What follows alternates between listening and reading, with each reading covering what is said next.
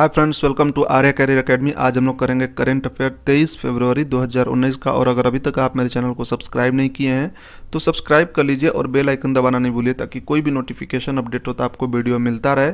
और साथ साथ में नीचे में टेलीग्राम का लिंक दिया हुआ, उसे ज्वाइन कर लीजिए, जहाँ से आपको करंट अफेयर का PDF मिल जाएगा। सबसे पहले कल के क्वेश्चन का आंसर देख लेते हैं। कल आपसे क्वेश्चन पूछा गया था, 5वां अंतर्राष्ट्रीय बांध सुरक्षा सम्मेलन कहाँ आयोजित हुआ? करेक्ट आंसर था भुवनेश्वर, और सारे लोगों ने करेक्ट आंसर दिया। तो चलिए अब आज का सेशन चालू करते हैं। उससे पहले लाइक बटन को प्रेस जरूर कर दिया कीजिए। चलिए क्वेश्चन नंबर 1 है आज का। प्रधानमंत्री नरेंद्र मोदी को दक्षिण कोरिया में सियोल शांति पुरस्कार 2018 से नवाजा गया है। यह पुरस्कार पाने वाले निम्न में से कौन से प्रधानमंत्री बन गए? तो इसका जो आंसर हो जाएगा वो हो जाएगा, पहला ऐसे प्रधानमंत्री हैं जिनको सियोल शांति पुरस्कार से सम्मानित किया गया है। तो ए आपका करेक्ट आंसर हो गया। और देखिए यहाँ पर क्वेश्चन 2-3 बन सकता है। ये भी आपसे पूछा जा सकता है कि सियोल शांति पुरस्कार 2018 किसको दिया गया है? तो करेक्ट आंसर नरेंद्र मोदी हो जाएगा। या फिर ये पूछा जा सकता है कि सियोल शांति पुरस्कार किस देश द्वारा दिया जाता है? तो दक्षिण कोरिया द्वारा दिया जाता है। क्वेश्चन नंबर 2 देखिए। क्वेश्चन नंबर 2 है, 7वें राष्ट्रीय फोटोग्राफी पुरस्कार में लाइफ टाइम अचीवमेंट अवार्ड किसे प्रदान किया गया? तो इसका जो करेक्ट आंसर हो जाएगा अशोक दिलवाली, करेक्ट आंसर हो जाएगा ए आपका। और ये जो है अरुण जेटली द्वारा दिया गया है, मतलब कि अरुण जेटली द्वारा किसको दिया गया? अशोक दिलवाली को दिया गया है। चलिए देखते हैं नेक्स्ट क्वेश्चन। क्वेश्चन नंबर 3, राष्ट्रपति रामनाथ कोविंद ने हाल ही में किस स्थान पर स्थित हिंदी प्रचार सभा में महात्मा गांधी का प्रतिमा का अनावरण किया? तो करेक्ट आंसर हो जाएगा चेन्नई में इसको किया गया है। तो डी आपका करेक्ट आंसर हो गया। चलिए नेक्स्ट क्वेश्चन की तरफ बढ़ते हैं। क्वेश्चन नंबर 4, प्रसिद्ध जलवायु वैज्ञानिक वैलेस स्मिथ ब्रोकर किस देश से संबंधित हैं? तो करेक्ट आंसर हो जाएगा USA। और इस पर आपको क्वेश्चन एग्जाम में आना ही है, क्योंकि ग्लोबल वार्मिंग आपको पता होगा। तो ग्लोबल वार्मिंग को पहली बार कॉइन करने वाला कौन था, मतलब पहला वर्ड देने वाला कौन थे? तो वो वायरलेस स्मिथ ही थे। और इनको मतलब कि grand father of climate change भी बोला जाता है। जैसे फादर ऑफ बायोलॉजी होता है, फादर ऑफ हिस्ट्री होता है, उसी तरह क्लाइमेट चेंज का ग्रैंड फादर इनको बोला जाता है। चलिए देखते हैं क्वेश्चन नंबर 5, सुप्रीम कोर्ट ने किस राज्य के सिविल सेवा नियम 1995 के नियम 5A को रद्द कर दिया है? तो करेक्ट आंसर हो जाएगा बिहार सिविल सेवा।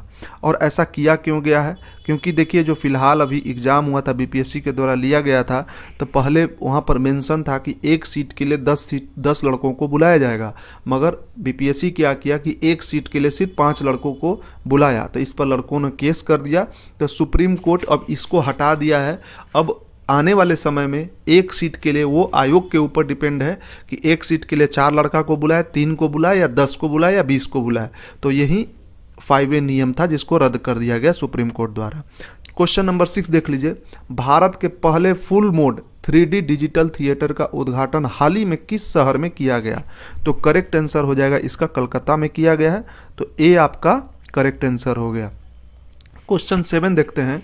हाल ही में पेयजल और स्वच्छता मंत्रालय द्वारा जारी आंकड़ों के अनुसार भारत में कितने लोग धातु प्रदूषित पानी पीने के लिए मजबूर हैं? तो इसका जो करेक्ट आंसर हो जाएगा वो हो जाएगा 4 करोड़ लोग ऐसे हैं जिनको धातु प्रदूषित पानी पीना पड़ता है। धातु प्रदूषित मतलब कि ऐसा पानी जिसमें आयरन का मात्रा ज़्यादा हो या फिर मैग्नीशियम का मात्रा ज़्यादा हो, मतलब कि उसमें वो धातु है जिससे कि आदमी को रोग हो सकता है। जैसे अब बहुत ज़्यादा आयरन मतलब कि आपके शरीर में चला जाता है तो उससे भी आपको रोग हो जाता है। अब बहुत ज़्यादा मरकरी भी चला जाएगा तो उससे भी रोग हो जाएगा। तो उससे रिलेटेड है ये। चलो क्वेश्चन नंबर 8 देखते हैं। किस नवरत्न कंपनी द्वारा देश में बनाया गया एटमॉस्फेरिक वाटर जनरेटर वायुमंडल की नमी से पानी बना सकता है? तो करेक्ट आंसर हो जाएगा भारत इलेक्ट्रॉनिक लिमिटेड जो है, डी आपका करेक्ट आंसर हो जाएगा। ठीक है, तो इसमें क्या हो गया? डी करेक्ट आंसर हो गया। चलिए क्वेश्चन नंबर 9 की तरफ बढ़ते हैं। 14वां कृषि विज्ञान कांग्रेस का आयोजन हुआ। तो ये कल भी पूछे थे और आज भी पूछे, क्योंकि आज इसका आखिरी दिन था। तो इसका करेक्ट आंसर हो जाएगा न्यू दिल्ली। और ये 20 तारीख से लेकर 23 फरवरी तक इसका आयोजन था। और इसका थीम क्या रखा गया इसको भी याद कर लीजिएगा, innovation for the agriculture and transformation, ये थीम था इसका। चलिए क्वेश्चन नंबर 10 देखते हैं।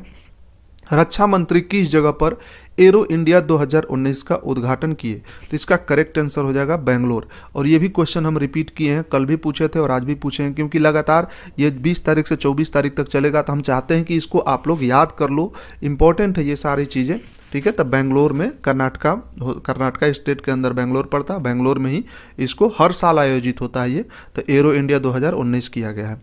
चलिए अब हम लोग स्टैटिक क्वेश्चन देख लेते हैं।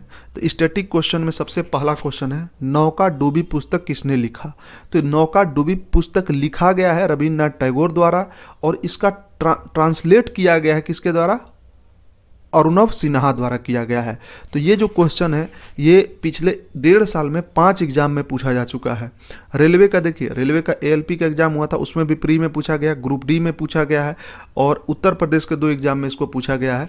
तो ये थोड़ा सा ऐसा क्यों हुआ? क्योंकि इसका ट्रांसलेशन हुआ, पहले ये दूसरे लैंग्वेज में था, अब इसको ट्रांसलेट किया गया अरुणव सिन्हा द्वारा, इसीलिए इस बुक को बार बार पूछा जा रहा है। तो ये नौका डूबी पुस्तक रविन्द्रनाथ टैगोर द्वारा लिखा गया था। नेक्स्ट देखते हैं, इलेक्ट्रॉनिक लैंप का आविष्कार किसने किया? तो एडिसन इसका करेक्ट आंसर हो जाएगा। नेक्स्ट क्वेश्चन है, ब्रिटिश शासन के दौरान बंगाल का प्रथम विभाजन कब हुआ और किया गया? तो ये बंगाल का विभाजन 1905 में चला था, ठीक है, पार्टीशन ऑफ बंगाल 1905 में। इसी को लेकर स्वदेशी मूवमेंट चालू हो गया था 1906 में, जो कि आप बोल सकते हैं कि जो बाहर का कपड़ा था उसको जलाना था, ये बहुत उस समय एक तरह से बोल रहे थे कि देश तोड़ने का काम कर रहे थे अंग्रेज लोग। तो इसका करेक्ट आंसर हो जाएगा बंगाल विभाजन का 1905। नेक्स्ट क्वेश्चन देखते हैं, यूनाइटेड स्टेट ऑफ अमेरिका का प्रथम राष्ट्रपति कौन है? तो जॉर्ज वाशिंगटन है यूनाइटेड स्टेट के। भारत के प्रथम राष्ट्रपति कौन है, ये आप लोग कमेंट सेशन में लिख के जरूर बताइएगा। चलिए नेक्स्ट क्वेश्चन देखते हैं, बृहस्पति पृथ्वी से कितना बड़ा है? तो 10 गुना बड़ा है। नेक्स्ट क्वेश्चन देखते हैं, नालंदा विश्वविद्यालय के प्रमुख बंगाली विद्वान का नाम था? तो इसका करेक्ट आंसर था शिलभद्रा। और ये जो क्वेश्चन है ये भी रेलवे में पूछा गया था ग्रुप डी में, और ये प्रीवियस ईयर रेलवे का भी क्वेश्चन है, जो हर बार रेलवे के द्वारा फेवरेट क्वेश्चन है, पूछा जाता है। स्टैटिक क्वेश्चन, इसको याद रख लीजिएगा। चलिए देखते हैं, अब रिवीजन कर लेते हैं। अब लाइक बटन को जरूर दबा दीजिए। आप लोग के लिए देखिए इतना सारा किया जाता था, आप लोग लाइक बटन को एटलीस्ट प्रेस कर दिया कीजिए। चलिए रिवीजन कर लेते हैं।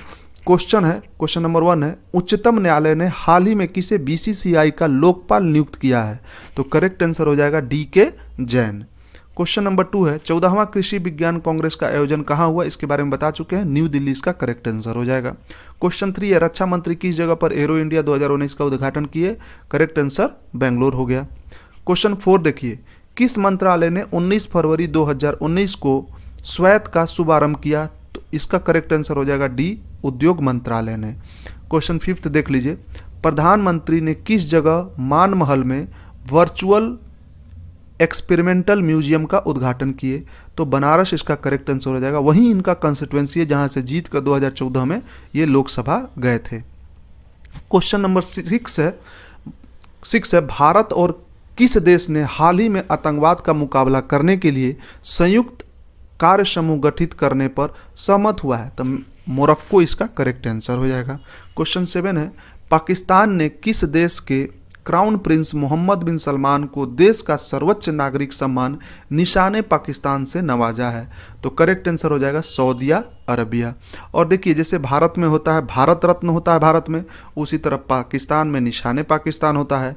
तो पाकिस्तान को भीख मिला है किसके द्वारा? सऊदी अरबिया के द्वारा। $20 मिलियन दिया गया है भीख के तौर पर। तो वो इनको मतलब आप बोल सकते हैं कि इनको प्रेरित करने के लिए और इनको बहलाने के लिए एक तरह से बोल सकते हैं। रियल में ये डिजर्व नहीं करते थे, क्योंकि बहुत सारा चीज़ जो है जो सऊदी अरबिया में बहुत जो नियम कानून है बहुत सख्त है, और सऊदी अरबिया एक ब्लैक लिस्टेड कंट्री है in comparison to other country. जैसे 4 कंट्री को, नॉर्थ कोरिया हो गया, सऊदी अरबिया हो गया, इजराइल हो गया, इजराइल बोल रहे हैं, ये सीरिया हो गया, ये 4 कंट्री, पाकिस्तान भी अभी ब्लैक लिस्ट हुआ है। ये 4 कंट्री है जो टेररिस्ट और ये सब के मामले में ब्लैक लिस्ट किया गया है यूएनओ द्वारा, ठीक है। तब पर भी इनको दिया गया पाकिस्तान द्वारा। क्वेश्चन नंबर 8 देखते हैं, किस देश के गुरिल्ला वर्षा के पूर्व अनुमान के लिए नई प्रणाली विकसित करने की घोषणा की गई? जापान करेक्ट आंसर हो गया। क्वेश्चन नंबर 9 देख लीजिए, रूफटॉप सोलर प्रोग्राम के दूसरे चरण के तहत वर्षा 2022 तक डिग्री के जुड़े कितने संचय क्षमता हासिल करने का लक्ष्य रखा गया? तो 40,000 मेगावाट। इसी क्वेश्चन को अलग फॉर्म में देखिए कैसे पूछा जा सकता है। रूफटॉप सोलर परियोजना में किस वर्ष तक 40,000 मेगावाट की संचित क्षमता हासिल करने के लिए रूफटॉप सोलर कार्यक्रम के दूसरे चरण को मंजूरी दे दी गई? तो वर्ष 2022 तक। ठीक है, चलिए अब देखते हैं क्वेश्चन ऑफ द डे देख लेते हैं। इसका आंसर आप लोग जरूर लिखिएगा कमेंट सेशन में। How many bones are there in the human skeleton? मानव कंकाल में कितने हड्डियां होती हैं? बहुत एग्जाम में, ऑलमोस्ट इंडिया का सारे एग्जाम में इसको पूछा जा चुका होगा कहीं ना कहीं, तो आप लोग इसका करेक्ट आंसर दीजिएगा। और इसके साथ साथ एक और दीजिएगा कि जो बॉर्न बेबी होता है उसमें कितना हड्डी होते हैं। ठीक है, तो बॉर्न बेबी में कितना हड्डी होता है और एक ह्यूमन स्केलेटन में कितना हड्डी होता है। चलिए, thank you for watching, share and subscribe, और ज़्यादा से ज़्यादा चैनल